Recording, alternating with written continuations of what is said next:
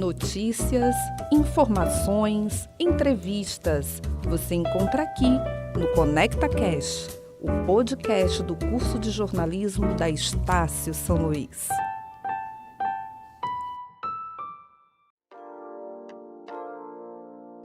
Olá, seja bem-vindo e bem-vinda ao Conecta Cast de hoje. Eu sou Dri Vieira. Eu sou Nélia Souza e a nossa conversa hoje será sobre auxílio emergencial e os impactos na economia. De acordo com o decreto número 1039, o auxílio emergencial estabelece novas regras para o ano de 2021. Em março, foram divulgados os novos requisitos para solicitar uma nova rodada de pagamentos do benefício. O professor Fredinand Santos, economista, professor da UFMA, especialista, mestre em desenvolvimento socioeconômico, é o nosso convidado de hoje para tratar sobre esse assunto. Professor, muito obrigada pela sua disponibilidade. Agradeço o convite e estou sempre que possível, à disposição para contribuir. Professor, em 2020, o governo federal destinou um montante de 293,1 bilhões para pessoas desempregadas, através do auxílio emergencial. Em 2021, serão 44 bilhões. Então, como esse valor pode impactar a economia brasileira? Então, o auxílio emergencial ele foi fundamental no ano de 2020 para garantir uma renda mínima para a população mais vulnerável. Então, vale ressaltar um conceito que é muito importante para os economistas, que é a propensão a consumir. Então, através desse conceito, a gente afirma o quê? Que a propensão a consumir da população que compõe os estratos mais baixos da pirâmide da renda, as pessoas que têm a menor renda, então essas pessoas vão ter uma propensão a consumir alta, elevada. Então quase todo o incremento de renda, ou seja, qualquer renda adicional que essa população oferir, vai se transformar em consumo. Então, ganhou mais dinheiro, entrou mais dinheiro, isso tudo vira consumo de forma automática, porque essa população mais vulnerável tem aí uma demanda reprimida por bens de consumo. Então, assim, o auxílio virou consumo, e isso criou um colchão de impacto para a nossa economia. Ou seja, o PIB caiu em 2020, mas caiu apenas a metade do esperado, daquilo que se projetava sem o auxílio emergencial. Então, foi um ano ruim, um ano difícil para a economia, mas poderia ter sido bem pior. Mas cabe destacar ainda que o efeito econômico do auxílio em 2020 corresponde àquele volume de recursos, que foi bem maior do que o que foi proposto para o ano de 2021.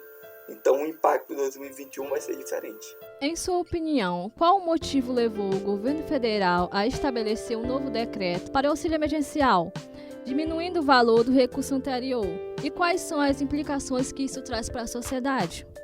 Sobre a redução do valor do auxílio, é importante resgatar que a proposta de auxílio ela surge no Congresso Nacional, no âmbito aí do agravamento da pandemia, e como contraproposta o governo federal trouxe a ideia do auxílio de R$200.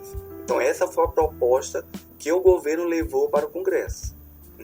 Então, com a emergência da conjuntura, e mobilização política e muito debate sobre a incapacidade desses R$200 ter, de fato, um impacto econômico e garantir que as pessoas ficassem em casa, garantir o isolamento social, foi nesse contexto que o Congresso aprovou o valor de R$600, entendendo que seria um valor mais razoável, para esse duplo objetivo, do auxílio. Então, para 2021 não se esperava algo muito diferente, Então, com o agravamento da situação fiscal do país, o governo relutou em aprovar uma nova rodada do auxílio, e quando de fato colocou nessa nova rodada, foi nesse patamar bem inferior. Então, o principal impacto desse auxílio está relacionado à incapacidade de garantir esse duplo papel que ele tem. Então, com esse valor bem inferior àquele de 2020,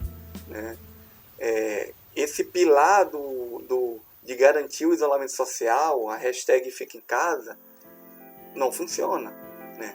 Então, o índice de isolamento social não vai se alterar, né, com R$200.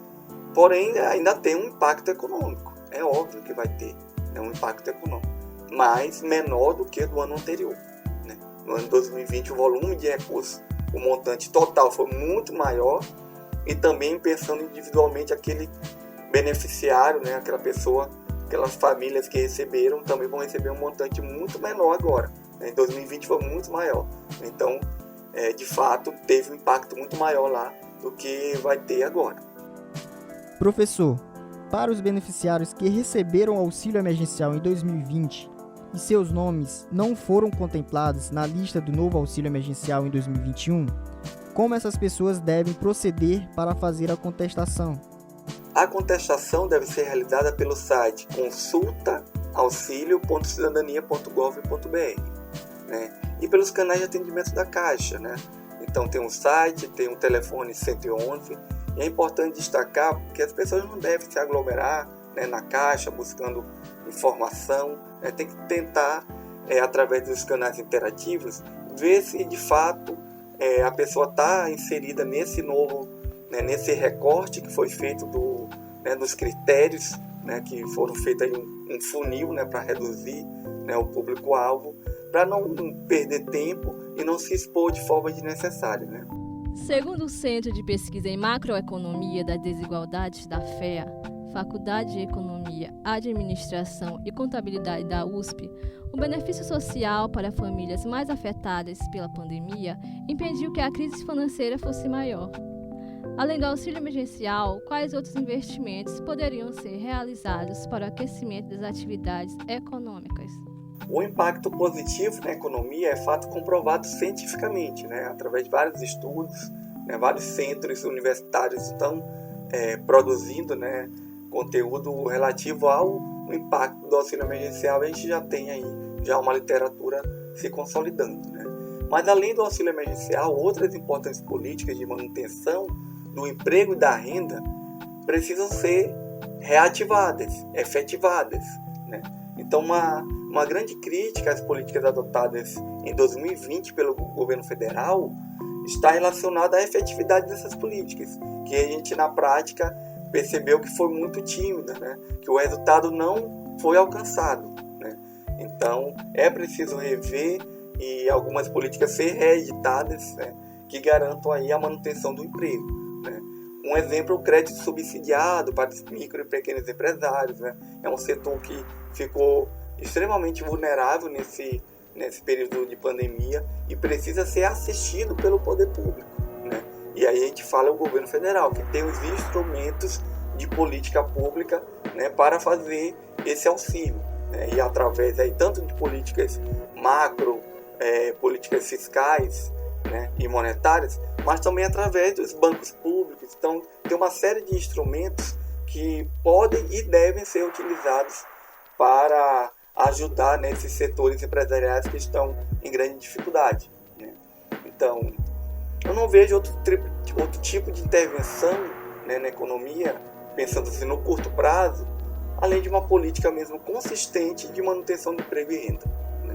Então, o governo federal, enquanto detentor desses instrumentos, ele precisa agir, né?